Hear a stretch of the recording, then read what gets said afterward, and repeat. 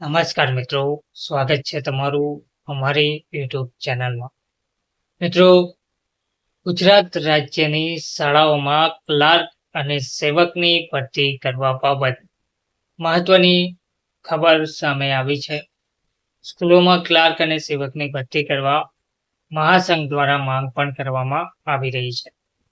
વિગતવાર માહિતી જોઈએ તો રાજ્યની બિન સરકારી અનુદાનિત માધ્યમિક અને ઉચ્ચતર માધ્યમિક શાળાઓમાં ક્લાર્ક તેમજ સેવકની ભરતી કરવા બાબતે આચાર્ય ઉચ્ચતર માધ્યમિક શૈક્ષિક મહાસંઘ દ્વારા શિક્ષણ મંત્રી ડોક્ટર કુબેર ડિંડોર સમક્ષ રજૂઆત કરવામાં આવી છે અને વહેલી તકે ભરતી પ્રક્રિયા હાથ ધરીને યોગ્ય કરવા અનુરોધ કરાયો છે.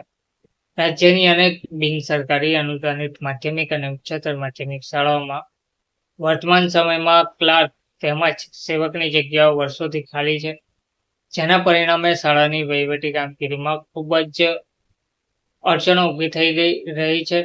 ક્લાર્ક અને સેવકના અભાવે શાળાના શિક્ષકોને શૈક્ષણિક કાર્ય છોડીને વહીવટી કામગીરીમાં જોડાવવું પડે છે, જેના લીધે બાળકોના શિક્ષણની ગુણવત્તા પર સીધી અસર થઈ રહી છે, જે ફક્ત શાળાઓ માટે જ નહીં પણ સમગ્ર ગુજરાત રાજ્યના શિક્ષણ વ્યવસ્થા માટે પણ હાનિકારક જોવા મળી રહ્યું છે.